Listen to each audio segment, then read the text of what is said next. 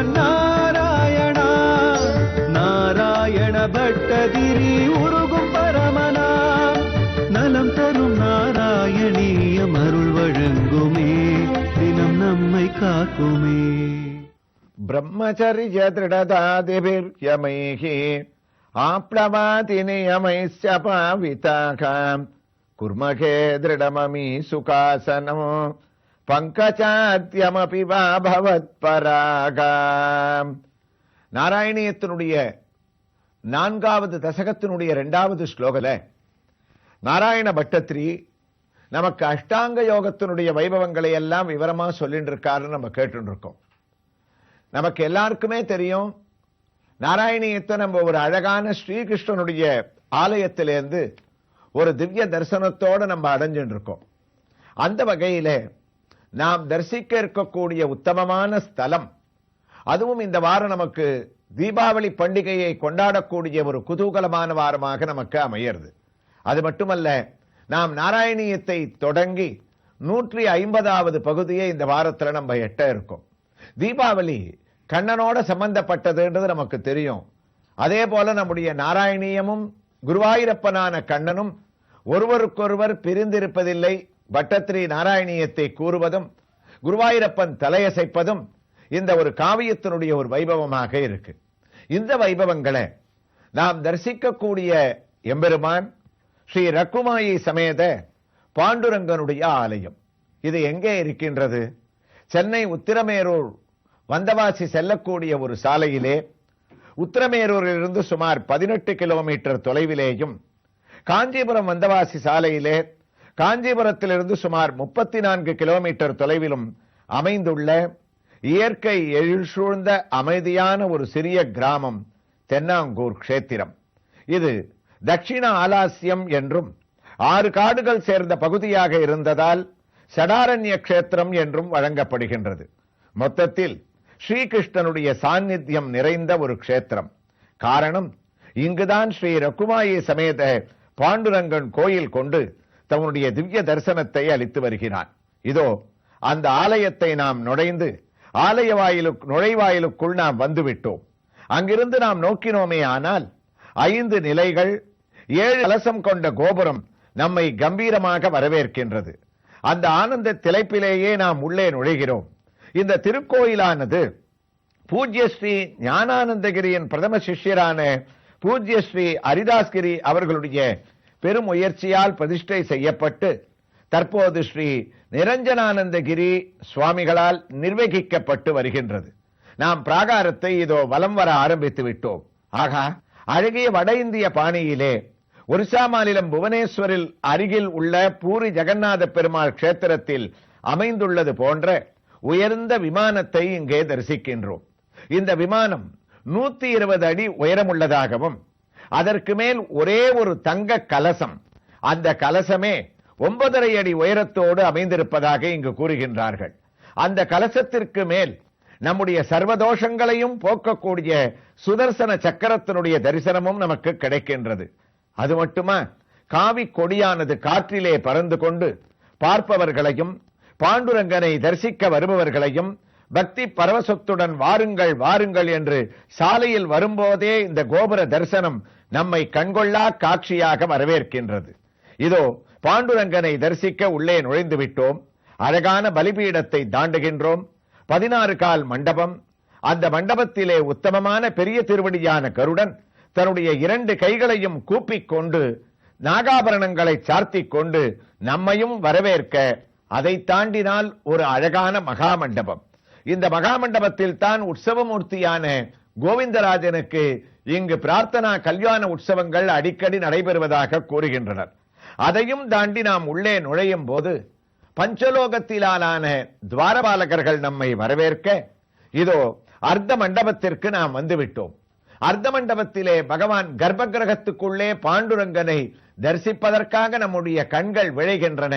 ஆனால் அங்கு அந்த கதவானுகள் சார்த்தப்பட்டுள்ளது. அந்த கதவுகளையே நாம் தரிசித்து இருக்கலாம் போல உத்தமமாக பல திவ்ய எம்பெருமான்களுடைய திவ்ய தரிசனத்தோடு அந்த கதவை நாம் இப்போது தரிசிக்கின்றோம். வெள்ளியிலான வெள்ளி கதவு.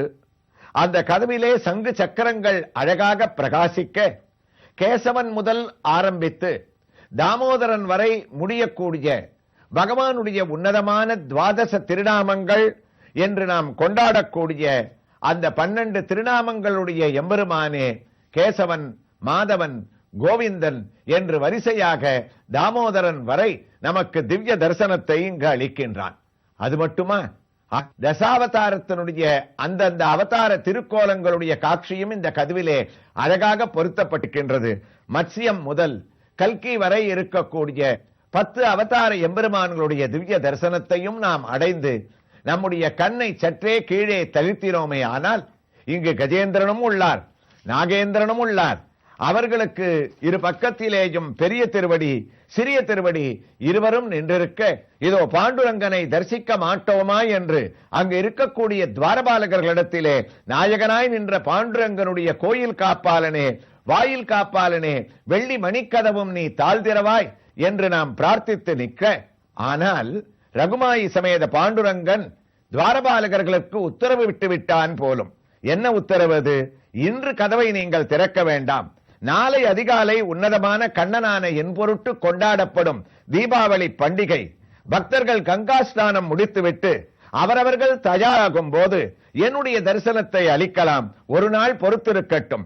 அதற்குள் நானும் என்னுடைய திருவாபரணங்களை எடுத்துக்கொண்டு உயர்ந்த அலங்காரத்திற்கு அவர்களுக்கு தரிசனம் அளிக்க தயாராகின்றேன் என்று அவன் அதற்குண்டான அவகாசத்தை இவர்களிடம் கேட்டுவிட்டானோ என்னவோ.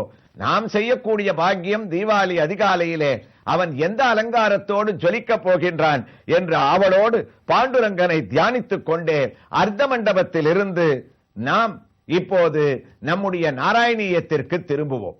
நம் எல்லோருக்கும் கவனத்தில் இருக்கும் நாராயண பட்டத்திரியானவர் அஷ்டாங்க யோகத்தினுடைய பிரபாவங்களை சொல்ல வந்தவர். அதிலே முதல் நியதியான யமம் என்ற பகுதியிலே நாம் எவற்றை கடைபிடிக்க வேண்டும் என்று அபயம் வரை 12 பகுதிகளை நமக்கு அளித்தார். அதற்கு அடுத்ததாக நியமம் என்ற அதனுடைய சிறு பகுதியானது அஷ்டாங்க யோகத்திலே நாம் அனுஷ்டிக்க வேண்டிய யமம் நியமம் என்று சொல்லக்கூடிய 2வது பகுதியானது பட்டத்திரி இந்த ஸ்லோகத்திலே அழகாக கூற வருகின்றார். நியமத்திலேயும் பல நியதிகள் இருக்கின்றன. ஒழுக்கம் விழுப்பம் தரலான், ஒழுக்கம் உயிரினும் ஓம்பப்படும் என்பது வள்ளுவருடைய திருக்குறள். அவருடைய திருக்குறள் தான் இந்த யமம் நியமம் என்ற 2 பகுதிகளுடைய சுருக்கம் அஷ்டாங்க யோகத்திலே என்று நாம் கூறலாம். அந்த நியமத்தில் நாம் முதலிலே கடைபிடிக்க வேண்டியது, அவர்கள் யோக சாஸ்திரத்திலே நமக்கு வலியுறுத்துவது சௌசம் என்ற வார்த்தையாகும். சௌசம் என்றால் பெரிய வார்த்தை என்று நாம் ஒன்றும் பயப்பட வேண்டாம். சரீரத்தை சுத்தமாக வைத்துக் கொள்ளுதல். அதாவது நாம் எவ்வாறு ஸ்நானம் செய்ய வேண்டும், எவ்வாறு நீராட வேண்டும், அந்த நீராடலுடைய ஒரு உருவங்கள் என்ன என்பதை இந்த சௌசம் என்ற ஒரு வார்த்தையானது நியமம் என்ற பகுதியிலே அஷ்டாங்க யோகத்திலே பிரம்மச்சரிய பெரியமைகே ஆப்ளவாதி நியமை சபாவிதாக. பட்டத்திரியினுடைய ஸ்லோகம் சுருக்கமான வரிகள் நமக்கு இவ்வளவற்றை நினைவூட்டுகின்றது என்பதை நாம் குறித்துக் கொள்ள வேண்டும். நீராடுவதற்கு அந்த நியமத்திலே அவ்வளவு வழிகள் இருக்கின்றன. இது என்ன சாதாரணமாக நாம் ஸ்நானம் செய்யக்கூடிய காரியம் தானே, இதை எதற்காக யோக சாஸ்திரம் வலியுறுத்துகின்றது என்று நம் அனைவருக்கும் சந்தேகம் வருவது இயல்புதான். ஆனால் நீராடக்கூடிய ஒரு விஷயத்தை கூட நம்முடைய யோக சாஸ்திரங்களும் தர்ம சாஸ்திரங்களும் அதற்கு பலவிதமான வழிகளை வகுத்து அளிக்கின்றார்களாம். தேவர் வழிபாடு தீக்கனா வாலாமை, உண்டது கான்றல் மயிர் கலைதல், இறைவனை வணங்குவதற்கு முன்பும், தீய கனவை கண்ட போதும், தூய்மை இல்லாத போதும், காலையில் எழுந்தவுடனும், நம்முடைய முடியை கலைந்த பின்பும், நீண்ட உறக்கத்திற்கு பின்பும் நாம் தூய்மையை அடைவதற்கு செய்யக்கூடிய நீரை உபயோகப்படுத்தக்கூடிய ஒரு காரியம்தான் நீராடல் என்று பெயராம். என்ன பொருத்தம் பாருங்கள். நம்முடைய நலம் தரும் நாராயணியத்திலே குருவாயூரப்பன் நமக்கு அளிக்கக்கூடிய ஒரு பெரிய கருணை இருக்கின்றதே. நாம் யோசிக்காமலேயே ஒரு விஷயத்தை பற்றி பேசும்போது அதற்கு ஒரு முக்கியமான தினத்தை குருவாயூரப்பன் நம்மோடு கொண்டு சேர்த்து விடுவானாம். நீராடலை பற்றி நியமமானது வர்ணிக்கின்றது. நாம் நாளை தீபாவளி செய்ய வேண்டிய முக்கியமான காரியமாக இந்த பண்டிகை நமக்கு வலியுறுத்துவதே நீராடலை பற்றித்தான். நமக்கு நாளைக்கு வேண்டியது கங்கா ஸ்நானம். தீபாவளி என்று யாரை ஒற்றொருவர் சந்தித்துக் கொண்டாலும் அவர்கள் வாழ்த்துக்களை தெரிவிப்பதே என்ன சார் கங்கா ஸ்நானமாச்சா என்று கேட்பது தான் நம்முடைய ஒரு வழக்கம். ஏனென்றால் அன்றைய தினம் நாம் குளிக்கக்கூடிய ஸ்நானம் செய்யக்கூடிய அந்த உத்தமமான நீரிலே எங்கோ இருக்கக்கூடிய கங்கையானவள் பிரபகரித்து ஓடி வருகின்றாளாம். அன்று மட்டும் நம்முடைய வீட்டிற்கே கங்கையை வரவழைக்கக்கூடிய ஒரு புண்ணியத்தை நாம் அடைகின்றோம். அது மட்டுமா, மகாலட்சுமியானவள் நாம் தேய்த்துக் கொள்ளக்கூடிய எண்ணெயிலே இருக்கின்றாள். நீராடலை பற்றி அஷ்டாங்க யோகம் கூறுகின்றதோனோ, தீபாவளி நீராடலை நாம் சிந்தித்தோமே ஆனால் அன்று நமக்கு அதிகாலையிலே சூரிய உதயத்திற்கு முன்பு நீராட வேண்டும். இரண்டாவது கண்டிப்பாக எண்ணெய் ஸ்நானம் செய்ய வேண்டும். மூன்றாவது நாம் பச்சை தண்ணியிலே குளிக்கக்கூடாது, வெந்நீரிலே குளிக்க வேண்டும். இவ்வளவு நியமங்கள் நமக்கு தீபாவளி என்று ஒரு நீராடுவதற்கு மகான்கள் வழிவகுத்து உள்ளனராம். அதே தூய்மையைத்தான் அஷ்டாங்க யோகமும் கூறுகின்றது. ஆனால் நாளைய தினம் நாம் அனுஷ்டிக்க வேண்டிய கடமை கங்கேச யமுனே செய்வ நர்மதே சிந்து காவேரி என்ற ஒரு ஸ்லோகம் அனைவருக்கும் தெரியும். தினமுமே நாம் நீராடும் போது கங்கை, யமுனை, சரஸ்வதி, காவிரி இவர்களை எல்லாம் தியானித்துத்தான் நீராட வேண்டும். ஆனால் நாளைய தினம் நமக்கு என்ன பலன் என்றால், நாம் கங்கையை நினைத்துக் கொண்டு நாம் நீராடக்கூடிய தண்ணீரிலே 2 புஷ்பத்தை போட்டு கங்காதேவியை மனதினால் தியானம் செய்து கொண்டு நாம் நீராடினோமே ஆனால் கங்கையானவள் நம்முடைய வீட்டிற்கே ஓடி வருகின்றாளாம். நாம் தேய்த்துக் கொள்ளக்கூடிய எண்ணெயிலே மகாலட்சுமியானவள் வருகின்றாள். சீயக்காய் அரப்பு தூளிலே சரஸ்வதி தேவியானவள் வருகின்றாள். சந்தனத்தில் பூமாதேவி நாளை நம்மோடு இருக்க போகின்றாள். குங்குமத்திலே கௌரியானவள் இருக்கின்றாள். மலரில் மோகினி, தண்ணீரில் கங்கை, புத்தாடையில் விஷ்ணு, லேகியம் பக்ஷணங்களில் அமிர்தம், நாம் ஏற்றக்கூடிய தீபத்திலே கண்ணனான பரமாத்மா, இவ்வளவு பேரும் நம்மோடு தீபாவளி பண்டிகையிலே அதிகாலை வேளையிலே சேர்வதால் தான் நீராடல் என்ற விஷயமானது அஷ்டாங்க யோகத்திலே தீபாவளி என்று வரும்போது சாதாரணமாக ஒரு சாஸ்திரம் கூறுகின்றது, நாம் வெந்நீரிலே எண்ணெய் ஸ்நானம் செய்வதாக இருந்தால் சாதாரண நாட்களிலே சூரிய உதயத்திற்கு பின்புத்தான் செய்ய வேண்டுமா. சூரிய உதயத்திற்கு முன்பு எண்ணெய் ஸ்நானம் செய்தோமே ஆனால் அது பெரிய பாபம் நீராடலிலே. ஆனால் தீபாவளி என்று மட்டும் அதற்கு மகான்கள் விதிவிலக்கை அளித்திருக்கின்றார்கள். காரணம், கங்கை இங்கே ஓடி வருவதால் சூரிய உதயத்திற்கு முன்பு தீபாவளி அன்று நாம் எண்ணெய் ஸ்நானத்தை வெந்நீரிலே முடித்துக் கொள்ளாவிட்டால் பாபமா. தீபாவளி என்று சூரியன் உதயமான பிறகு நாம் செய்த ஒரு ஸ்நானத்தை செய்தோமே ஆனால் அது ஒரு பெரிய பாபமாக நமக்கு வந்து அமைகின்றது. ஆக நீராடல் என்பதே அஷ்டாங்க யோகத்திலே நேமத்திலே சௌசமாக ஆரம்பிக்கப்பட்ட ஒரு வார்த்தை.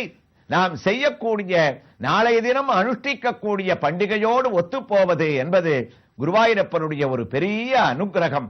அந்த தீபாவளி திருநாளினுடைய வைபவத்தோடு நாம் இந்த நீராடல் விஷயத்தை தொடர்ந்து நாளை நாம் எந்த சன்னதியிலே பாண்டுரங்கனுடைய தரிசனத்திற்காக காத்துக் கொண்டிருக்கின்றோமோ அந்த பாண்டு உத்தமமான அந்த ரகுமாயியோடு அழகான எந்த அலங்காரத்தை அளிக்கப் போகின்றான் என்று அவனுடைய திவ்ய நாம சங்கீர்த்தனத்தோடு நாம் காத்துக் கொண்டிருப்போம். அது மட்டுமல்ல, நம்முடைய நலம் தரும் நாராயணியத்தினுடைய முதல் பகுதியை தமிழ் வருட பிறப்பென்று ஆரம்பித்து வைத்தவர் பிரபல ஜோதிடரான ஸ்ரீமான் ஏஎம் ராஜகோபாலன் அவர்கள். நாளைய தினம் நம்முடைய நலம் தரும் நாராயணியத்தில் பிரத்யேகமாக பொதிகை நேயர்களுக்கு தன்னுடைய தீபாவளி வாழ்த்து செய்தியையும் அவர் சொல்ல இருக்கின்றார். அதையும் கேட்டு பாண்டுரங்கனையும் தரிசித்து நாராயணியத்தினுடைய பிரபாவத்தையும் தொடர்ந்து கேட்போம்.